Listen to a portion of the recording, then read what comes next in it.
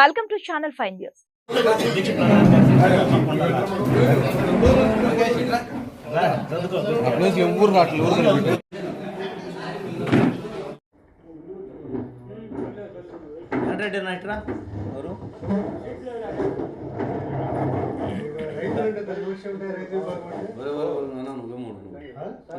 ఈరోజు భారతీయ జనతా పార్టీ నన్ను నమ్మి తెలుగు భాషని సంస్కృత భాషని ప్రొటెక్ట్ చేస్తాన్న ఉద్దేశంతో నాకు తెలుగు సంస్కృత అకాడమీ బాధ్యతలు అప్పచెప్పడం జరిగింది.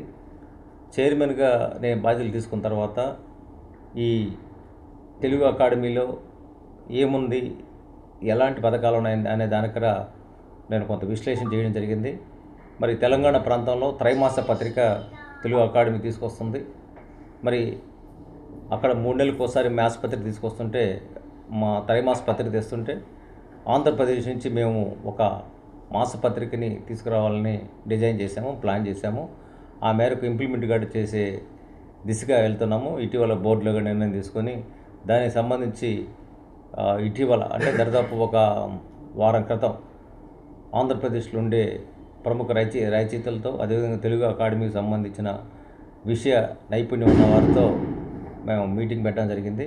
ఆ విధంగా ఒక మంచి పుస్తకం, ఒక మంచి సాహిత్యము, వైజ్ఞానికంగా ఒక విలువలు కలిగిన పత్రికను తీసుకురావాలనేది మా సంకల్పం.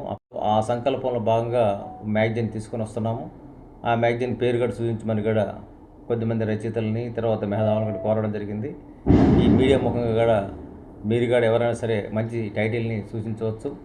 మరి గతంలో తెలుగు అనే పేరుతో మ్యాగజైన్ ఉండేది. ఇప్పుడు దాని టైటిల్ని ఎలా పెడితే బాగుంటుంది అనే విషయంలో కూడా మేము ఆలోచన చేస్తున్నాము. ఆల్రెడీ ఇప్పటికీ తెలుగు అకాడమీ ద్వారా తెలుగు భాష నేర్పించే కార్యాచరణ తీసుకొని మేము ముందుకెళ్తున్నాము.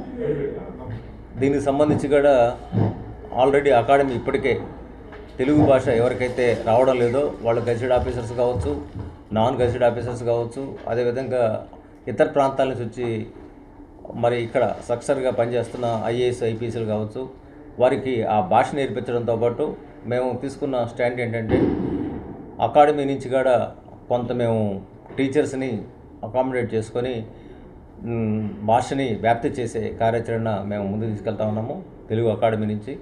అదేవిధంగా ఆంధ్రప్రదేశ్ తెలుగు అకాడమీ నుంచి ఇప్పటిదాకా గత 60 ఏళ్ళుగా పుస్తకాలు రాస్తున్న మహామహులు ఎంతోమంది ఉన్నారు. అంటే ఇంతకుముందు చెప్పిన వర్చువల్ అకాడమీని దాన్ని డెవలప్ చేయడం కోసం ముఖ్యమంత్రి గారికి కూడా నేను ఇటీవల లేఖ రాయడం జరిగింది. 100 కోట్లు మాకు వర్చువల్ అకాడమీ కోసం, డెవలప్మెంట్ కోసం, భాష వ్యాప్తి కోసం కేటాయించమని చంద్రబాబు నాయుడు గారికి ఒక లేఖ రాయడం కూడా జరిగింది. అదేవిధంగా అకాడమీకి మాకు సిఆర్డిఏలో కూడా 2 ఎకరాల స్థలం ఇవ్వమని కూడా లేఖ రాశాము లోకేష్ గారికి, అదేవిధంగా ముఖ్యమంత్రి గారికి. దాన్ని నిర్మాణం చేసుకోవడానికి తగిన వనరులు అకాడమీ దగ్గర ఉన్నాయి. ప్రభుత్వం మేము కట్టుకోవడానికి సిద్ధంగా ఉన్నాం కాబట్టి అకాడమీకి స్థలం ఇస్తే నిర్మాణం చేసుకోవడానికి సిద్ధంగా ఉన్నాం. కాబట్టి అది కూడా ముఖ్యమంత్రి గారికి మీడియా ముఖం కూడా మరోసారి కూడా విజ్ఞప్తి చేస్తున్నాము. అంటే మాకు ల్యాండ్ అక్కడ సిఆర్టీఏలో అక్వైర్ చేస్తే దాదాపు 15 నుంచి 20 కోట్ల వరకు బిల్డింగ్ ఫండ్ ఉంది. ఆ ఫండ్ని మేము వినియోగిస్తాము.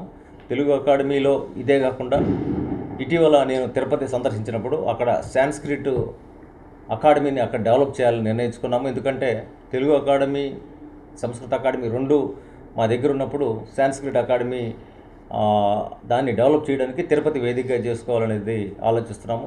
తిరుపతిలో సాంస్క్రిట్ అకాడమీని మరింతగా పునరుద్ధరణ చేసి ఎవరైనా సరే ఈ సంస్కృతాన్ని ప్రజావ్యాప్తిలోకి, జనబహుళంలోకి తీసుకెళ్లే ఆలోచన ఉన్న వాళ్ళని ఆన్ డ్యూటీ కింద మేము పరిగణించి వారందరూ కూడా అకాడమీలో ఉద్యోగ బాధ్యతలు కూడా కల్పిస్తాము. ఎందుకంటే దేశం మొత్తాన్ని కూడా కలిపి ఉంచగలిగే భాష సంస్కృతం భాష మాత్రమే దేశంలో ఇతర భాషలన్నింటికంటే కూడా సంస్కృతం భాషలో మరి భావోద్వేగాలు కావచ్చు, అదేవిధంగా ఈరోజు అనేక అంశాలు కూడా సంస్కృతిలో ముడిపడి ఉన్నాయి. అత్యంత ప్రాచీన భాష కాబట్టి అక్కడి నుంచి వచ్చిన భాషని పరిరక్షించడంతో పాటు ఆ సంస్కృత భాష ద్వారా సంస్కారాన్ని కూడా విద్యార్థులకు తీసుకెళ్లాలనుకుంటున్నాం. నేను తిరుపతిలో సాంస్క్రిట్ యూనివర్సిటీని సందర్శించాను. వారు కూడా క్లాసులు చెప్తామంటున్నారు. ఆంధ్రప్రదేశ్ మొత్తం మీద కూడా సాంస్క్రిట్ క్లాసులు, అది సమ్మర్ వెకేషన్లో కావచ్చు, ముందు కావచ్చు, ఔత్సాహికంగా ఎవరైతే సాంస్క్రిట్ నేర్చుకునే వారు ఉన్నారో మనల్ని పాఠశాల స్థాయి కావచ్చు, కాలేజీ స్థాయి కావచ్చు, ఇతరత్ర కావచ్చు, సాంస్క్రిట్ అధ్యయనం చేయడానికి శిక్షణా తరగతులుగా నిర్వహించాలనేది మా ఉద్దేశం. అనేక గ్రంథాలని పునర్ముద్రణ మా గ్రంథాలు మళ్ళీ ముద్రించాలని కూడా డిసైడ్ అయ్యాం. అంతేకాకుండా తెలుగు, సాంస్క్రిట్, ఇంగ్లీషు మూడింటికి సంబంధించి కూడా ఒక డిక్షనరీని కూడా మేము తీసుకొస్తున్నాము. అది కూడా ఆ పద కోసం కూడా బహుశా రేపు విజయవాడ ఫెస్టివల్స్ లోపు తీసుకొస్తాము.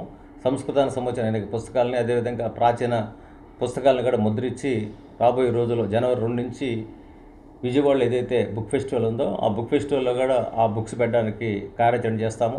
అకాడమీలో ఈరోజు intermediate, degree, group 1, group 2, civil service లాంటి పుస్తకాలని మేము ముద్రిస్తున్నాము. రాబోయే రోజుల్లో కూడా తెలుగు సాహిత్యాన్ని మరింత ఎక్కువ మంది సివిల్స్లో ఆప్షన్ ఉపయోగించుకునేలాగా సర్వమంగళ గౌరి లాంటి వారి ద్వారా మరి తెలుగు ఆప్షన్కి మేము ప్రోత్సహించి రాబోయే రోజుల్లో తెలుగులో ఆప్షన్ తీసుకున్న వాళ్ళు ఎక్కువ మంది ఐఏఎస్, ఐపీఎస్లు అయ్యేలాగా ఒక స్పష్టంగా ఆ పుస్తకం ముద్రించాలని కూడా అకాడమీ నుంచి మేము భావిస్తున్నాము. ఈ విధంగా అకాడమీలో గతంలో అనేక లోపాలు జరిగాయి అనేది తెలుస్తూ ఉంది. ఇప్పుడు వాస్తవానికి ఇంటర్మీడియట్ చదువుతున్న విద్యార్థులకి వేస్తున్న పుస్తకాలకి పొందలేని పరిస్థితి ఉంది. ఉదాహరణ 2 లక్షల మంది విద్యార్థులు ఉంటే కేవలం 50,000 బుక్స్ పబ్లిష్ చేస్తున్న పరిస్థితి ఉంది. చాలా ప్రైవేట్ కాలేజీలు కూడా, ప్రైవేటు విద్యా సంస్థలు కూడా అకాడమీ పుస్తకాలు కొనకుండా వాళ్ళ సొంత బుక్స్ ఇక్కడి నుంచి తీసుకుని కంటెంట్ వాళ్ళు డెవలప్ చేస్తున్నారు. తద్వారా అకాడమీ పుస్తకాల్లో ప్రైవేట్ పాఠశాలలో కొనకపోవడం వల్ల ఏమవుతుందంటే అకాడమీకి నష్టం కలిగే పరిస్థితి. అదే రాబోయే రోజుల్లో అకాడమీ పుస్తకాలు మొత్తం అందరూ కొనేలాగా స్పష్టంగా ఒక గైడ్లైన్స్ కూడా ఇవ్వమని చెప్పని కూడా ముఖ్యమంత్రి గారికి కూడా విజ్ఞప్తి చేస్తున్నాం. ఎందుకంటే ఈరోజు తెలుగు అకాడమీ అనేది మొత్తం సిలబస్ ఏదైతే ఎన్సీఆర్టీ ఉందో ఆ సిలబస్ సంబంధించి నిపుణుల చేత రాయబడుతున్న పుస్తకాలు.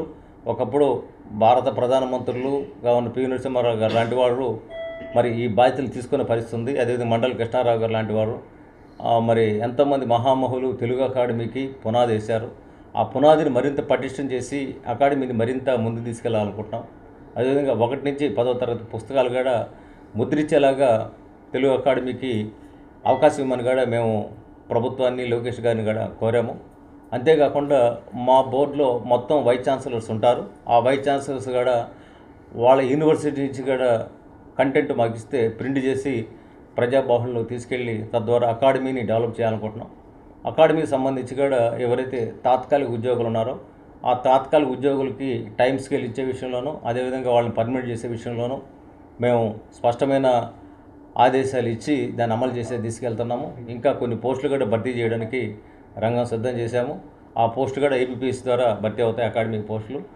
నేను ఈ సందర్భంగా చెప్పదలుచుకుంది ఏంటంటే తెలుగు అకాడమీ అనేది కేవలం అకాడమీ పుస్తకాలు ముద్రించే అంశం మాత్రమే కాకుండా రాబోయే రోజుల్లో మన భాషను పరిరక్షించడానికి ఇది ఒక వేదికగా మార్చాలని మేమైతే కోరుకుంటున్నాము. అదేవిధంగా ప్రపంచంలో ఏ మారుమూల, అది మలేషియా కావచ్చు, సింగపూర్ కావచ్చు, అమెరికా కావచ్చు, కౌలాలంపూర్ కావచ్చు, ఎక్కడైనా సరే, ఎక్కడ తెలుగు వాళ్ళు ఉన్నా సరే అక్కడ మేము వెళ్ళి మరింతగా తెలుగు మీద వారందరికీ పట్టు పెంచేలాగా కార్యాచరణ తీసుకుంటాము. త్వరలో ఇతర దేశాల్లో కూడా తెలుగు భాషను విస్తరించడానికి తగు కార్యాచరణ తీసుకొని ముందుకెళ్తాం.